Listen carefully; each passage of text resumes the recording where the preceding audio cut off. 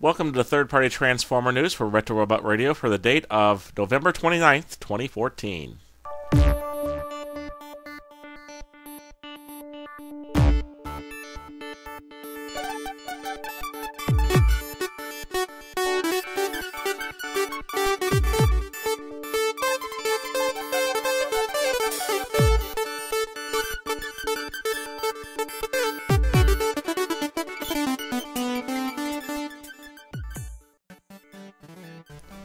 Alright, this weekend there was a big convention in Shanghai where a lot of third-party toys were either premiered or shown in their current stage of development.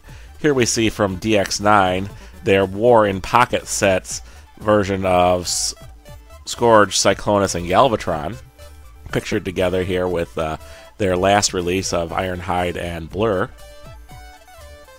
And this is the first prototype image we've seen of Sugar, the DX9 Astrotrain. This is going to stand about 24 centimeters tall, or about equal to the MP10 Optimus Prime. So if you want your Astrotrain to be about Optimus Prime size, this might even be a good masterpiece stand-in. Or if you wanted to be a really big Transformer, it could be in your Classics collection. DX9 has also been showing off their Invisible figure, which looks like it's pretty near completion.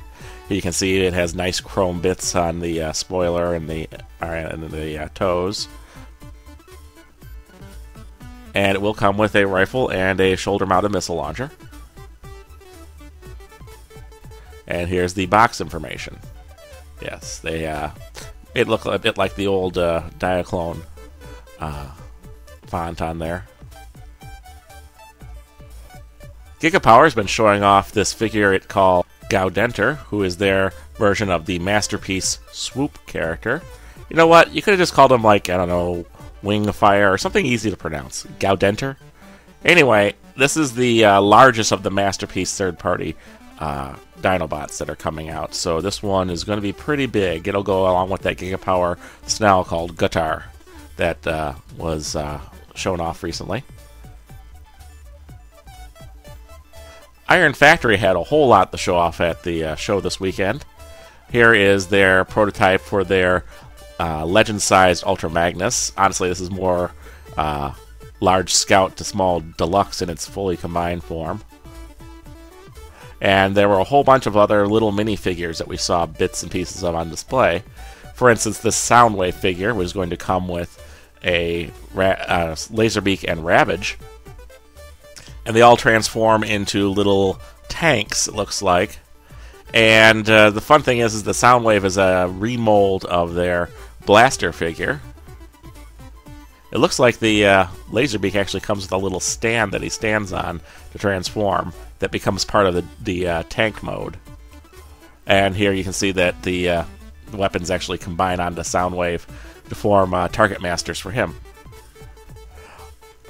Iron Factory has also been showing off their legend-sized Windblade figure, who they're calling the Iron Giant's Maiden. And as you can see, it's an original mold, but it's very close in design to Windblade. Only it's legend size. And then there's also going to be another remold of their Blaster figure as Perceptor. I wonder if any of these are getting recolors too, so we'll end up with Magnificus or Shattered Glass characters. Or hey, why don't we just throw in Shockwave and we can just make this their version of KFC's Mugen mold. I do like that it's a very, very 5mm port-friendly design where all the bits and pieces can connect to each other. Master Made has been showing off the prototype of their upcoming Super Deformed Metroplex figure. This figure will be pretty small but transforming, and it will come with a little Super Deformed Ultra Magnus to be the city commander. And you can see him in alt mode. I'm not sure if it does a city, but it definitely does the battle station mode. MGS has shown off a little add-on for the Generations Metroplex figure. This one's called 123 Metroplex, and it's a set of cannons that become heals for Metroplex in his robot mode. It'll come with a collector's card. Looks like it's going to be in Chinese. But the actual heels just get 2 of these little guys. And they connect to the back of Metroplex and make him much more stable so he can do different poses without falling on his keister. So if you want dancing Metroplex, this might be the thing for you. And then also it's a couple of big old guns in his alt mode. Yes, and he doesn't even fall over. They're that good. Microblaze Creations has getting close to its shipping on their Military Titans set. Military Titans is a Voyager-sized Fall of Cybertron onslaught to replace the deluxe one that Hasbro made and failed to make any decent of a toy. Here you can see them in combined mode. It also comes with some accessories for the other 4 Combaticons members that kind of fill them out real nice, give them better fists and accessories and feet. And here's the Onslaught figure by himself, and in his alternate mode, which looks a lot better than the Hasbro one. I'm hoping we'll see something along the lines of an Impactor version of this. Play With This 2 celebrated its first Play With This Tuesday with the reveal of the Serpents of the Coiled Table. They have Sir Pythanor, Sir Thangamor Levenemus, and the Viper Squire. This is a 3-pack, which will be available exclusively at their crowdfunding, rumored to be a Kickstarter starting this February. And the molds are mostly made out of pieces of their other figures, but with the new exclusive snake head and colors for this little 3-pack. The figures are going to be about 6 inches tall and kind of themed to go along with Snake Men that you might see in your Masters of the Universe line. So this is them expanding out their Kickstarter to appeal to a wider audience. If you're a Masters of the Universe fan, you can get these guys. If you're a Transformers fan, you can get the ones they've previously released. And here you can see it also comes with weapons. The arms for the Sir Thangamor Levenemus will include 5mm and 3mm pegs up and down the arm, as well as the grip with the tip of the tentacles will be a 5mm grip. So he can potentially hold 3 weapons in each arm. It's kind of neat just for customizing, and the fact that these work with the Transformers molds means you might want to get these just to make some cool stuff up yourself. If you look carefully, you can notice that the shoulder pads on Sir Thangamor are from the Desolator figure. The shoulder pads on Sir Pythanor are from the Bloodbath figure, and the legs on all the figures are off their, at least the lower legs are the legs off their Jet Strike figure. So it's amazing what you can do with just a little mix and match and recoloring. TSC Toys showed off a new prototype we've only seen in robot mode so far of a very large-sized Ironhide. From the looks of things, this thing's nearly like ultra-sized, but it's your G1 Ironhide, possibly a bit of a Classics Ironhide. It's a bit big for my tastes, and I think a lot of the Masterpiece collectors will say it's not show accurate enough in robot mode, but it is a cool toy, so we're going to follow this and see what they're going to develop with it. Unique Toys showed off this colored test shot of their Orden Combiner, which is based on the Generation 1 Terrorcons.